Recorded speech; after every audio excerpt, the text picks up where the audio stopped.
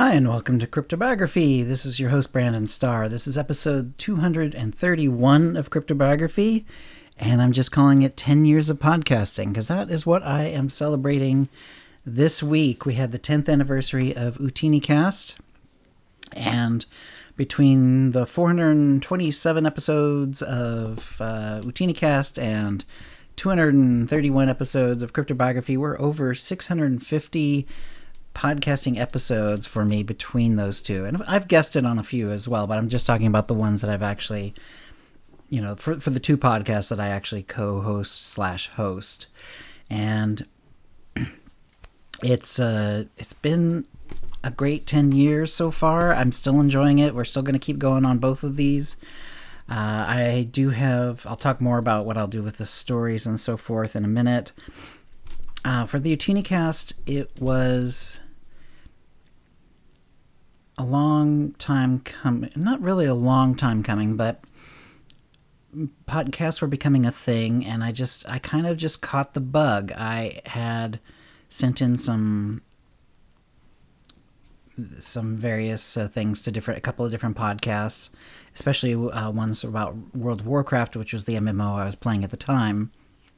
And when I found out that the Star Wars was going to have a Star Wars: The Old Republic MMO coming out, I thought this was this would be a good time to get going on a podcast. However, I wasn't very technically savvy. I mean, I've been around computers pretty much all my life, but I'm not a programmer. I'm not anything along those lines.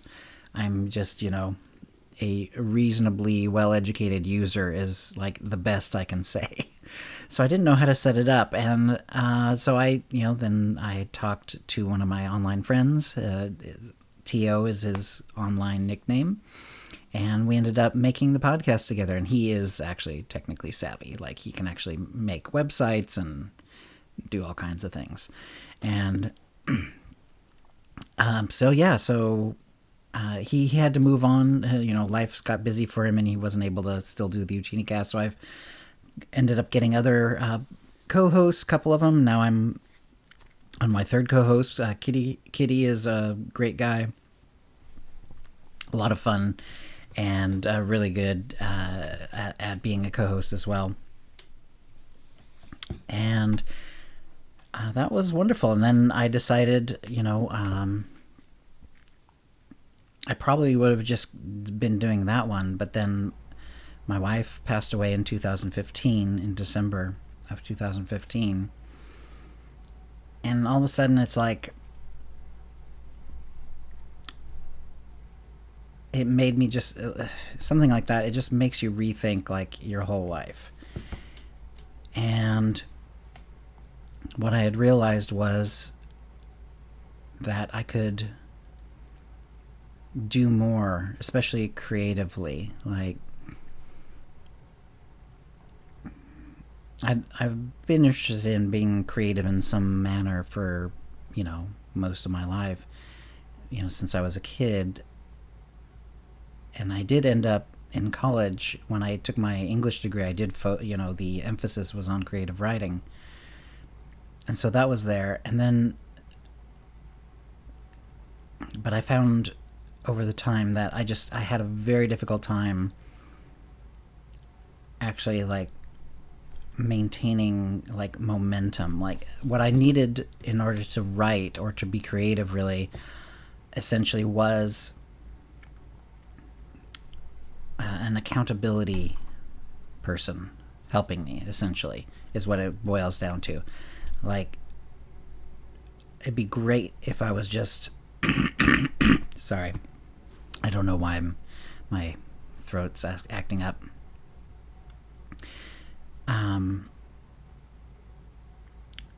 It's I know that there are some people, like, historically, who have been able to write just just based on their own gumption, just strictly based off of the fact that they feel a need to write or want to write or whatever, or they get in a good habit or whatever it is.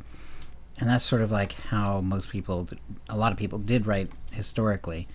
Although sometimes I wonder if like maybe it's not quite as common as we make it out to be, because what I found was when I did have some sort of accountability person with me, like helping, I was able to get things done a lot more easily. And I'm wondering if that isn't actually more common than we think. Like, we sort of have this notion, especially like in the West, in the United States especially, of sort of the heroic lone writer banging away at a typewriter or a keyboard, you know, wonderfully, fighting the odds and spending every waking moment that he possibly can, and it probably would be he in this sort of example, just writing, with every last penny and every last ounce of strength. You know what I mean? It's like that sort of thing.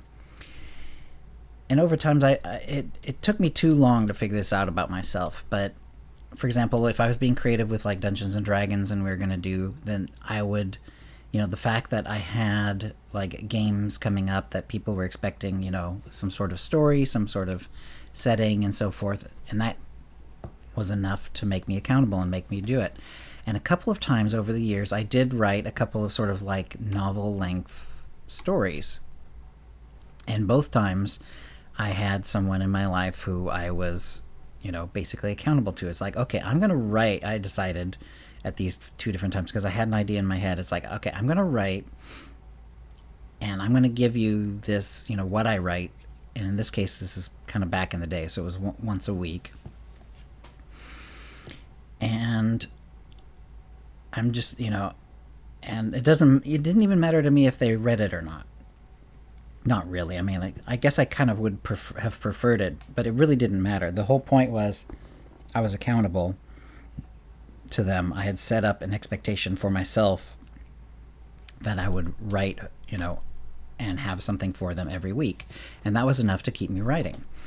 And I got a couple of things done. And now, they're not like publishable or anything like that, I don't think. I mean, they are what they are. They're, early examples of writing.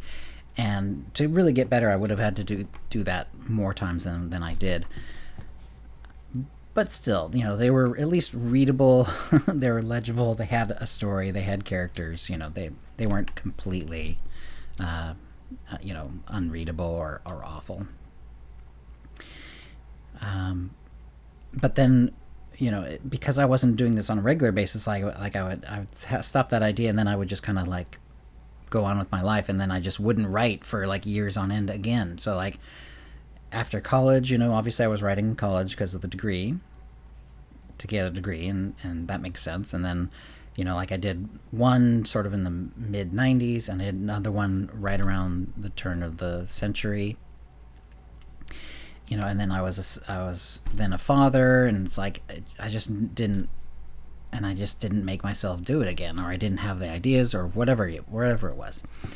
But then when my wife died, and like I had like all this sort of empty time in my life, and so I found an accountability buddy. It was actually one of the people, Kimmy, from one of the early episodes of CryptoBiography.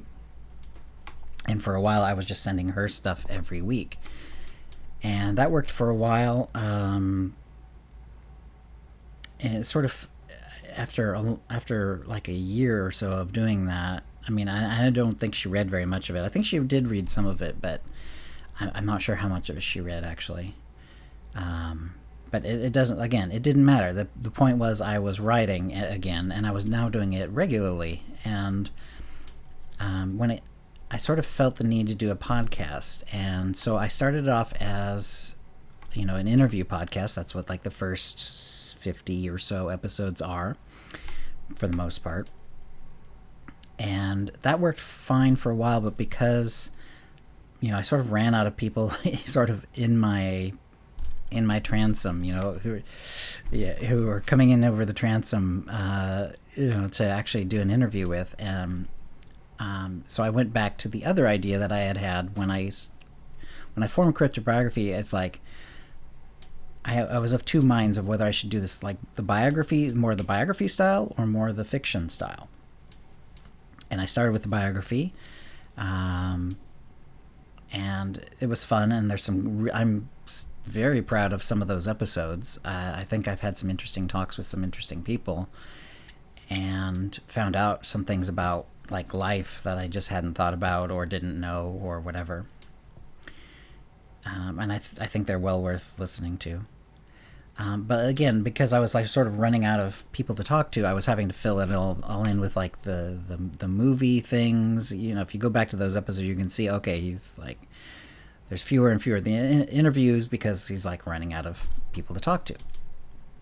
Like it would have been great if like if somehow, you know, this is grad traction right away, but that's not really what you can expect, nor is it what happened. But in any case, you know, I didn't really have any other option at some point but to either stop the podcast or to take a new direction, and so I did that. And so now that was, you know, I think it was this, if I'm remembering correctly, it's like 63 episodes in. So we did, you know, 663 episodes, and then we've done another, whatever it is, 170, I guess, something like that, episodes as creative writing. And of course, there's still a few like nonfiction ones and stuff like that as well, like this one. But for the most part, I am now writing, you know, every week and often every day, or at least, you know, most days. And it's been great. I'm really enjoying it. So I hope you're enjoying it too. Thank you for, you know, listening. I don't say it often enough, I guess, but I do appreciate, you know, sometimes when the numbers bump up again and it's like, oh, some more people are listening. That's great. So, you know, if you're telling people about it or, you know, sharing my stuff on the social media, I really do appreciate it. I hope you're enjoying the stories. We just finished the longest story by far. Snake Magic was a lot of fun. It's actually, I went back because I was wondering how long is this really? And I did a little like count up thing, and it's about 35,000 words long, which is on the long end of like a novella. So it's like, if it was like 5,000 more, if it was like 40,000, it would that's when like most people consider like novel length to start. So we're like into long novella territory already, which is pretty cool. Now the story that I'm going to be starting this next week, boy, it really is going to be novel length if I end up doing exactly what I'm thinking of doing. There's a lot to it, and I think it's going to be a lot of fun to do it too. There's also some extra bits, like the first part is going to be it's going to sort of set things up, but it's going to be kind of separate as well. You'll kind of see what happens, you know, when I do it. And yeah, I'm really looking forward to it. It's I like doing short stories as well. The short ones are great, and I really enjoy them. But it's fun, you know, when what I'm trying to do actually is not to worry too much about the length. Like literally just write the story and just try to make the story work as best I can, and not worry too much about, you know, whether it should be longer or shorter. And that's one of the nice things about not having this be under any sort of like editing pressure. Like I don't have a publisher saying, okay, now, you know, it has to be, you know, the next story has to be this long so that we can do this with it. You know, like it has to be, you know, like you have to do 10 stories and they each have to be, you know, 3 episodes long, of, you know, that sort of thing. And I don't have to do that. I can do a 1 episode story. I can do, like this last one, a 22 episode story. So it's like 22 episodes is a lot. It's a lot. It's almost half a year. That's wild to me. So that I basically wrote a novella length, almost a novel, in like half a year, which tells you like in the course of a year, I'm definitely writing at least like a novel length of story, which is great. So anyway, I have a lot in my head, and something that long is going to be difficult. I'm hoping that I can just get something out next week that will sort of get me on the path to get going on that story. But it's such a big project. If I end up doing exactly as I think I'm going to do it, it's the sort of thing where I really need to also spend some time more time, not just in my head about it, but actually like writing down like full, full lists of like characters and potential events and histories and themes that I want to hit and stuff like that. Anyway, so this has been a heck of a good 10 years in terms of podcasting. Obviously been one of the craziest 10 years of my life, as it turns out. And podcasting has been wonderful for me, and I really do appreciate you listening. If you have any comments or questions about this episode or previous episodes, CryptoBiography@gmail.com, or hit us up on Facebook or Twitter. And thanks for listening. Words and Music copyright 2021 CryptoBiography LLC. All rights reserved. Characters and events are fictional, fictionalized, or satirical.